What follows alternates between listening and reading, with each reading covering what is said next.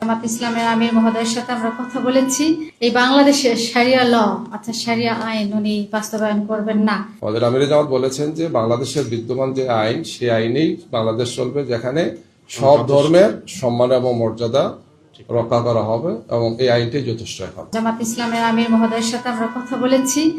উনি যে আশ্বাসগুলো দিয়েছেন সেটাই আমি একটু আরবার রিপিট করতে চাই।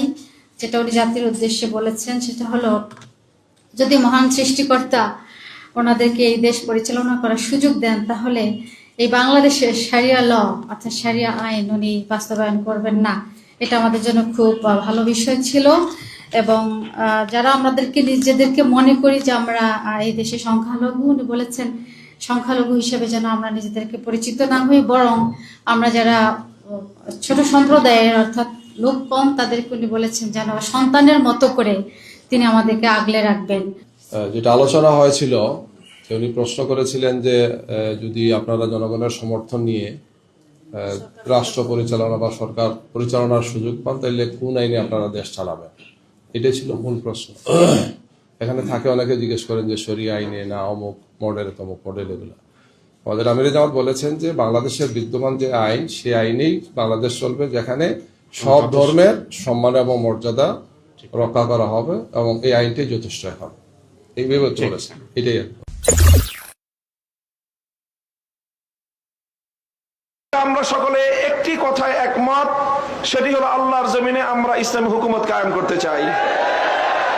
এই এক কথার ভিত্তিতে এটাই হোক আমাদের আগামী দিনের রাজনৈতিক ঐক্যের বুনিয়াদ।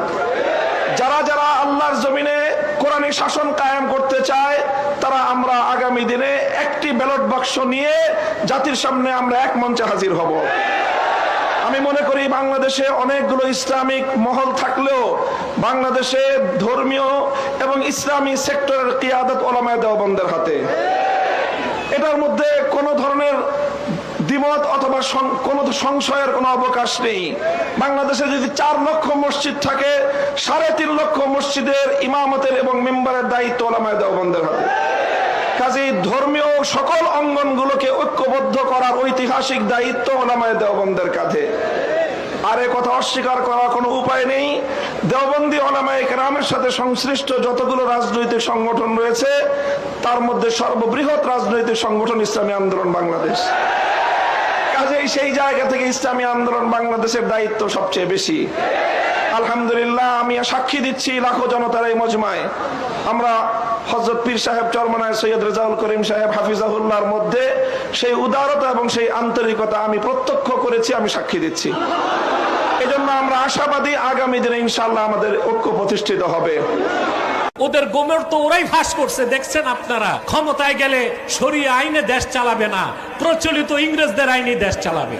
আর লেবাসধারী একটি ভণ্ড মুনাফিক দল আছে, ওরাও বট বাহিনী দিয়ে আমার অপপ্রচার করতেছে। ওদের গোমর তো ওরাই ফাঁস করছে, দেখছেন আপনারা। ক্ষমতায় গেলে শরিয়া আইনে দেশ চালাবে না, প্রচলিত ইংরেজদের আইনে দেশ চালাবে বলে না। বাকিটা দেখবেন ইনশাআল্লাহ। কারা যেন বলে আমরা শরিয়া চাই না, আবার কারা যেন বলে 2 দিন আগে শুনলাম যে শরিয়া আমরা বাস্তবায়ন করব না। এই ভণ্ডামি বাংলাদেশে চলবে না। মনে রাখবেন, আপনি নাম দেবেন ইসলামী দল আর আপনি বলবেন আমি শরিয়া করব না, তাহলে কি ঘোড়ার ডিমের জন্য আপনাকে ভোট দিবে মুসলমান? সারা জীবন তো এই চেতনায় বিক্রি করেছেন, কোরআন চাই, কোরআনের শাসন চাই। হঠাৎ করে মুখে শরিয়া চাই না কেন? এই ভণ্ডামি বন্ধ করতে হবে বাংলাদেশ থেকে। অবশ্য আপনাকে শরিয়া চাইতে হবে। শরিয়া মানে তো আল্লাহর আইন। আপনি আল্লাহর আইন চান না, তাহলে ঘোড়ার ডিমে রাজনীতি করেন আপনি। কথা বলতে হবে মুসলমান, ঠিক কিনা বলেন? এই জন্য প্রত্যেকটা রাজনীতিবিদের ধর্মীয় কনসেপ্ট জাতির সামনে পরিষ্কার করতে হবে। শুধু আমাদেরকে ধোঁকা দিয়ে বোকা বানায় বলবেন ইসলাম বিরোধী কিছু হবে না, তা আমরা মানব না। আমাদের কথা পরিষ্কার বলতে হবে, আল্লাহ যা বলেছেন সেটা বাস্তবায়ন হতেই হবে ইনশাআল্লাহ। বলেন কোরআনের আইন কায়েম হোক, আপনারা চান? কারা কারা চান?